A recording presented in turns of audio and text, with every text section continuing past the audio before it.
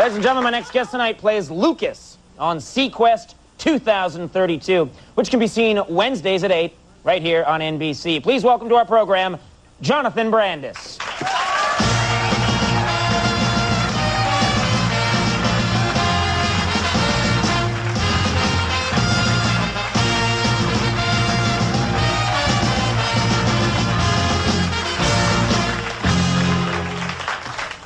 How are you, Jonathan? Very good. Good to meet you. Yes. Yeah? You're tall. I'm a big freak. Did you see Jerry Hall when she was here? Yeah. She's over 12 feet high. People don't realize. I can't compete with her outfit. I'm sorry. No, you look just as good as she does.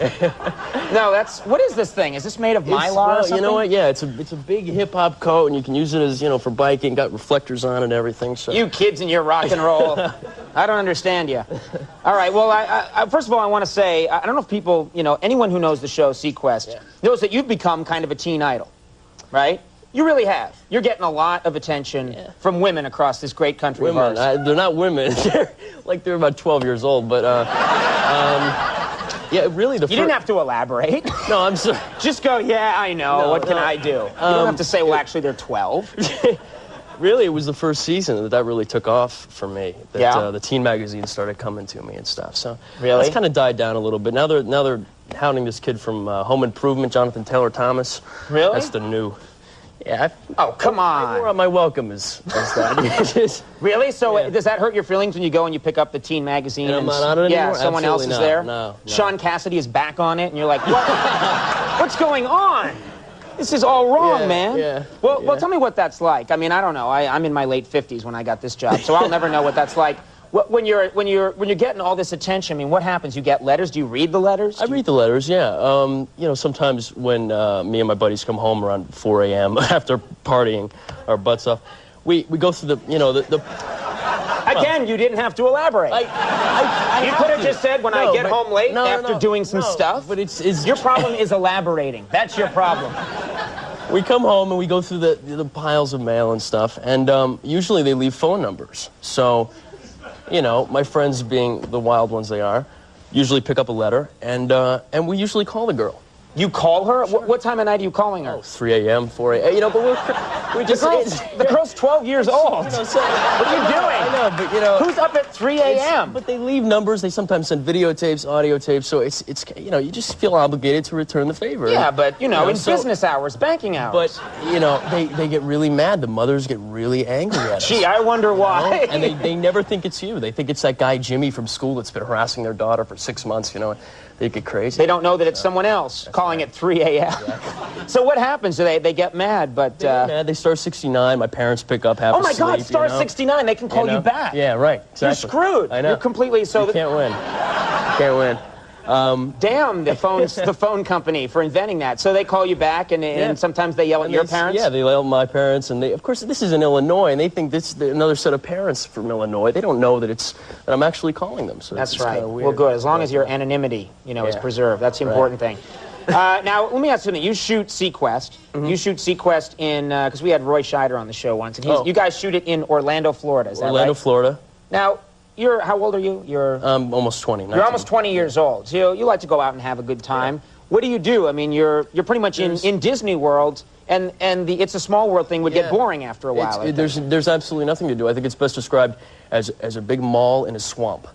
I think. I'm sorry. This is why you didn't get the Disney commercial. No. Listen. Come to Disney World. Jonathan Brandis says it's a big mall in a swamp. It's a fun place to shoot. We got a lot of facilities that we didn't have in Los Angeles. They're not letting you back in there. No. Goofy and Mickey are going to lure you into an alley and kick the crap out of you. It's going to be... Don't ever let you back. But we really... What seriously do you do for fun? We really just go to SeaWorld, and we went to Disney. The first week we were there, we go to those places. Or we go to strip clubs. Disney World has strip clubs now? But I mean, it's like... What has happened to Disney World? They got, it's like... What kind of Disney... What kind of strip club is there at Disney World? It's like a robotic President Lincoln taking off his top very slowly. Really, I mean, but there's nothing else to do over there. So you go to strip clubs, we go to those, and we go nightclubs and stuff like that. We just ran out of the family environment that they had in Orlando. We just ran out of stuff to do. Right. So you immediately went to strip clubs. you sort of... It's the next logical You don't have to go right from Disney World. This is getting a little boring. Strip clubs. There's sort of, you could have, like, visited the local library in between. Yeah. No, but I'm... Sort of a tank, you know, a holding tank where you could depressurize a little.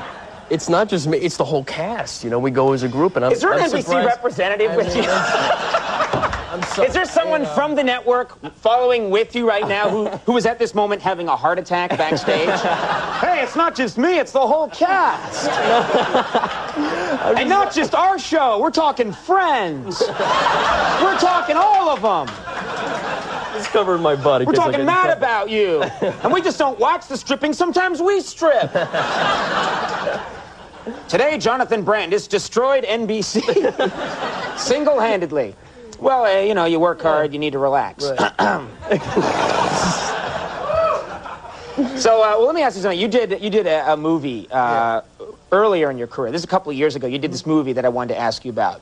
Because I would think this would be kind of a tough thing for a young guy to do. You did a movie with Rodney Dangerfield called Ladybugs. Is that right? Yeah. And in the plot of this movie is... Nobody saw it, you can tell. It's like... No, let's see. I rented it on video like 6 months ago. Oh. Maybe, but, again, you had to elaborate. You could have just assumed. You could have said, see, when people are silent, it means they have so much respect for the movie, they dare not applaud. Yeah, that was great. Now, in this film, here's the plot. Rodney Dangerfield managing an all-girls soccer team, but they want a ringer, so they get a young boy to dress up as a girl. And that was you. That was me. And so you were wearing like a skirt this whole movie. Basically, yeah. It was really difficult going to work as a 15-year-old. You know, I would think, yeah, that's like, the age when... You're insecure anyway. You know, so going to work in a skirt and having these, you know, 45-year-old big crew guys, you know, hey! You know, it's just... It's hard. It looks stupid, so that was tough. But also, the scariest thing was Rodney would refuse to wear clothes. And I didn't know this until I met him, but he... What? What do you mean he refused to wear... He doesn't wear clothes. No, listen to this. There's too much here, ladies and gentlemen. No. We're going to have another show. No. I know. What do you mean he refused to wear clothes? He wears like a red silk robe that he's had for like 12 years, and he doesn't wear anything on underneath it. And so it was very traumatizing for me to go to, you know, I mean, I think it's traumatizing for us hearing about it. I am traumatized. You know, but that's part of who he is. It's Rodney. You know, you got to expect that. But I go to a read-through for the script the first week of shooting, and he would just be sitting there, you know, in his silk robe. You know? Okay, you have destroyed 14 careers. 14 careers in one interview. No, incredible. He's incredible. Right now, they're filing charges against Rodney in L.A. The whole cast of Mad About You and Sequest is being rounded up. He's great, though. He was fantastic. I gotta, you know. Other than his constant nudity, the finest actor I ever met. Yeah. All right, we're going to have to run. We've run out of time. It was just, there was too much there. Too much goodness. Sequest 2032, of course, Wednesdays at 8 p.m. right here on the newly destroyed NBC. Jonathan, thanks a lot for coming. Thanks a lot. Really good to meet you. Thank you. Best of luck with the show. We'll be right back.